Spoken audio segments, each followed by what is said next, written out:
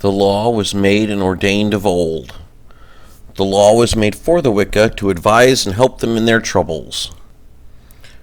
The Wicca should give due worship to the gods and obey their will, which they ordain, for it was made for the good of Wicca, as the worship of the Wicca is good for the gods love the brethren of Wicca. As a man loveth a woman by mastering her, so the Wicca should love the gods by being mastered by them. And it is necessary that the circle, which is the temple of the gods, should be truly cast and purified, and that it may be a fit place for the gods to enter. And the Wicca shall be properly prepared and purified to enter into the presence of the gods. With love and worship in their hearts, they shall raise power from their bodies to give power to the gods, as has been taught of old. For in this way only may men have communion with the gods, for the gods cannot help man without the help of man. And the high priestess shall rule her coven as the representative of the goddess, and the high priest shall support her as the representative of the god. And the high priestess shall choose whom she will, be he of sufficient rank, to be her high priest. For as the god himself kissed her feet in the fivefold salute, laying his power at the feet of the goddess, because of her youth and beauty, her sweetness and kindness, her wisdom and justice, her humility and generosity, so he resigned all his power to her. But the high priestess should ever mind that all power comes from him. It is only lent to be used wisely and justly. And the greatest virtue of a high priestess be that she recognize that youth is necessary to the representative of the goddess. So she will gracefully retire in favor of a younger woman, should the coven so decide in council. For a true high priestess realizes that gracefully surrendering pride of place is one of the greatest virtues, and that thereby she will return to that pride of place in another life, with greater power and beauty.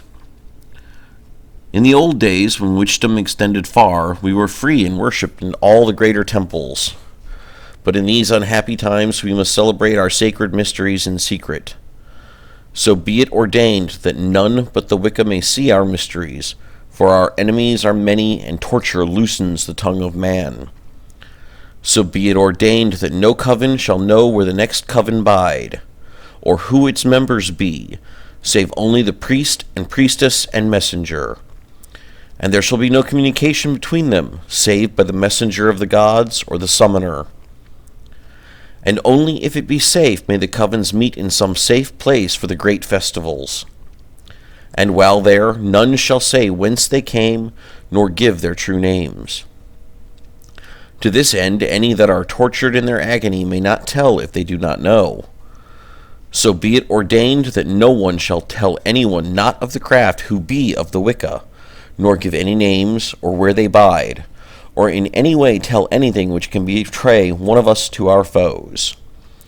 Nor may he tell where the covendom be, or the coven stead, or where the meetings be.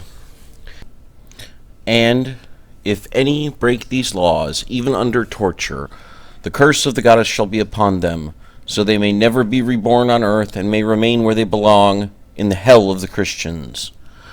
Let each high priestess govern her coven with justice and love, with the help and advice of the high priest and the elders, always heeding the advice of the messenger of the gods if he cometh. She will heed all complaints of all brothers, and strive to settle all differences among them. But it must be recognized that there will always be people who will ever strive to force others to do as they will.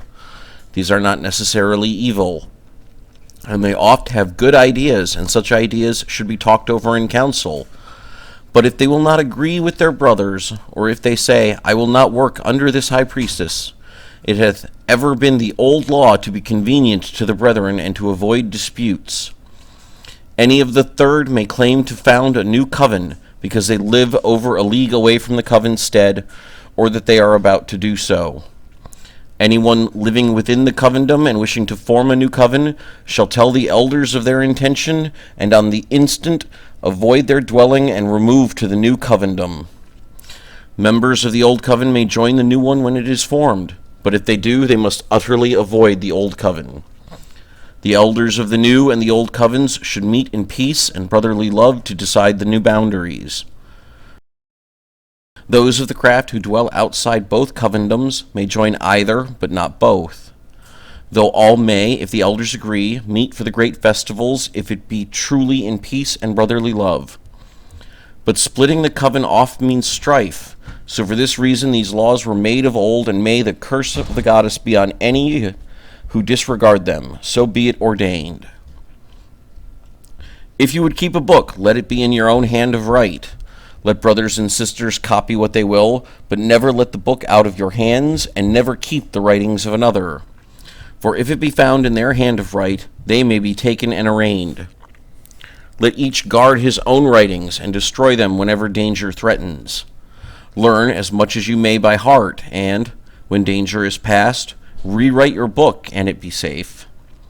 For this reason, if any die, destroy their book if they have not been able to. For, if it be found, 'tis clear proof against them. And our oppressors know well, ye may not be a witch alone. So all their kin and friends be in danger of torture. So destroy everything not necessary. If your book be found on you, 'tis clear proof against you alone. You may be arraigned. Keep all thoughts of the craft from your mind. If the torture be too great to bear, say, I will confess. I cannot bear this torture. What do you want me to say? If they try to make you speak of the brotherhood, do not. But if they try to make you speak of impossibilities, such as flying through the air, consorting with the Christian devil, or sacrificing children, or eating men's flesh, to obtain relief from torture, say, I had an evil dream, I was beside myself, I was crazed. Not all magistrates are bad. If there be an excuse, they may show mercy. If you have confessed aught, deny it afterwards. Say you babbled under torture. Say you knew not what you said. If you are condemned, fear not. The brotherhood is powerful and will help you to escape if you stand steadfast. But if you betray aught, there is no hope for you in this life or in that to come. Be sure, if steadfast you go to the pyre, drugs will reach you. You will feel naught, you go to death and what lies beyond, the ecstasy of the goddess. To avoid discovery, let the working tools be as ordinary things that any may have in their houses. Let the pentacles be of wax, so that they may be broken at once or melted. Have no sword unless your rank allows it. Have no names or signs on anything. Write the names and signs on them in ink before consecrating them, and wash it off immediately afterwards. Let the color of the hilts tell which is which. Do not engrave them unless they cause discovery. Ever remember ye are the hidden children of the goddess, so never do anything to disgrace them or her. Never boast, never threaten, never say you would wish ill of anyone. If any person not in the circle speak of the craft, say, Speak not to me of such, it frightens me. 'Tis evil luck to speak of it. For this reason the Christians have their spies everywhere. These speak as if they were well affected to us, as if they wouldn't come into our meetings, saying, My mother used to worship the old ones. I would I could go myself. To such as these ever deny all knowledge, but to others ever say, 'Tis foolish men talk of witches flying through the air. To do so they must be as light as thistledown. And men say that witches all be bleary-eyed old crones. So what pleasure can there be at a witch meeting such as folks talk on? And say, Many wise men now say there be no such creatures. Ever make it a jest, and in some future time perhaps the persecution may die, and we may worship our gods in safety again. Let us all pray for that happy day. May the blessings of the goddess and God be on all who keep these laws which are ordained. If the craft hath any appendage, let all guard it and witchcraft in the land.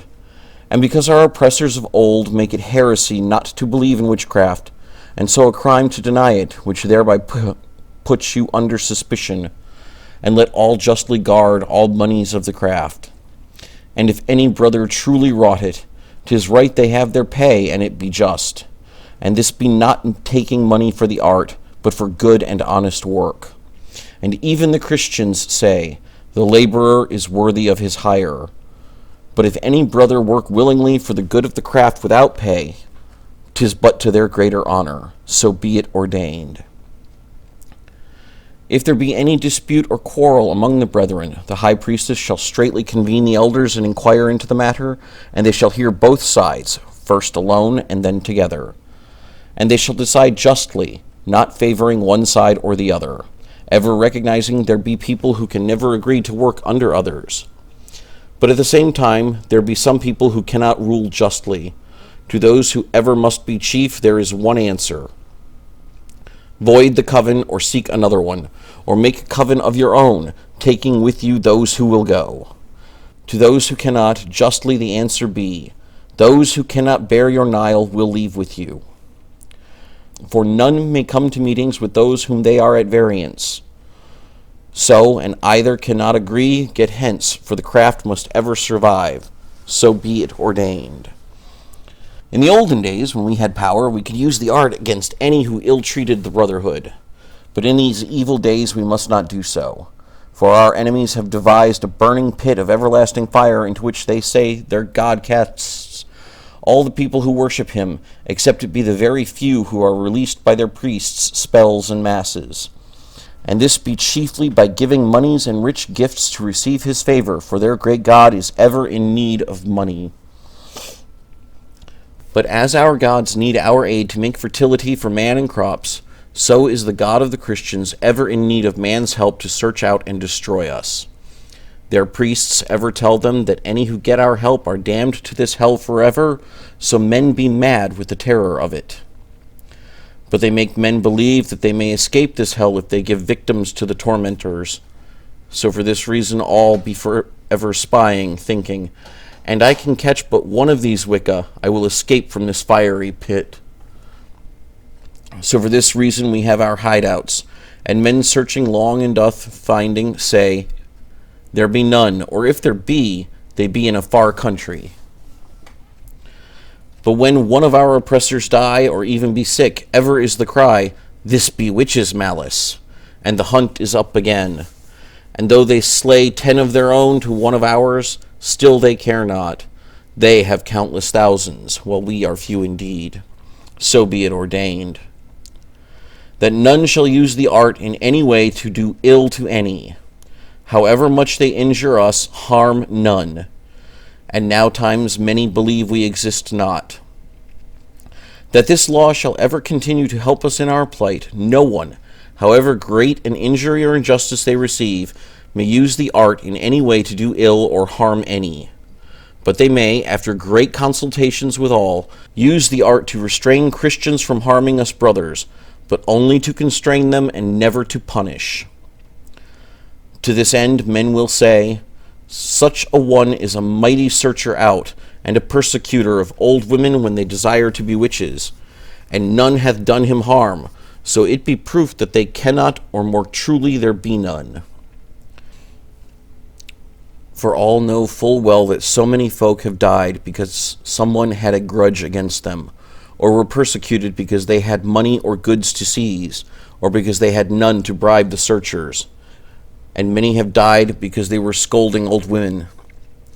So much that men now say that only old women are witches, and this be to our advantage, and turn suspicion away from us. In England and Scotland 'tis now many a year since a witch hath died the death, but any misuse of the power might raise the persecution again. So never break this law, however much you are tempted, and never consent to its being broken in the least. If you know it is being broken, you must work strongly against it. And any high priestess or high priestess who consents to its breach must immediately be deposed, for 'tis the blood of the brethren they endanger. Do good, and it be safe, and only if it be safe, and strictly keep to the old law.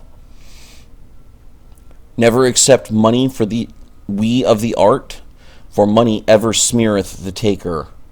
'Tis sorcerers and conjurers and the priests of the Christians who ever accept money for the use of their arts, and they sell pardons to let men escape from their sins. Be not as these. If you accept no money, you will be free from temptation to use the craft for evil causes. All may use the art for their own advantage, or for the advantage of the craft, only if you are sure you harm none. But ever let the coven debate this at length. Only if all are satisfied that none may be harmed may the art be used. If it is not possible to achieve your ends one way, perchance the aim may be achieved by acting in a different way so as to harm none. May the curse of the goddess be upon any who breaketh this law, so be it ordained. 'Tis judged lawful if ever any of the craft need a house or land and none will sell, to incline the owner's mind so as to be willing to sell, provided it harm him not in any way, and the full price is paid without haggling. Never bargain or cheapen anything whilst you buy by the art, so be it ordained. 'Tis the old law, and the most important of all laws, that no one may do anything which will endanger any of the craft, or bring them into contact with the law of the land or any persecutors. In any dispute between the brethren, no one may invoke any laws but those of the craft, or any tribunal but that of the priestess, priest, and elders. It is not forbidden to say as Christians do, there be witchcraft in the land, because our oppressors of old make it heresy not to believe in witchcraft, and so a crime to deny it, which thereby puts you under suspicion. But ever say, I know not of it here, perchance there may be, but afar off, I know not where. But ever speak of them as old crones consorting with the devil and riding through the air, and ever say, but how may many ride the air, if they be not as light as thistledown? But the curse of the goddess be on any who cast suspicion on any of the brotherhood, or who speak of any real meeting place or where they bide. Let the craft keep books with the names of all herbs which are good, and all cures, so all may learn. But keep another book with all bills and appices, and let only the elders and other trustworthy people have this knowledge. So be it ordained. And may the blessings of the gods be on all who keep these laws, and the curses of both the god and the goddess be on all who break them. Remember, the art is the secret of the gods, and may only be used in earnest, and never for show or vainglory. Magicians and Christians may taunt us, saying, You have no power, show us your power. Do magic before our eyes, then only will we believe, seeking to cause us to betray the art before them. Heed them not, for the art is holy and may only be used in need, and the curse of the gods be on any who break this law.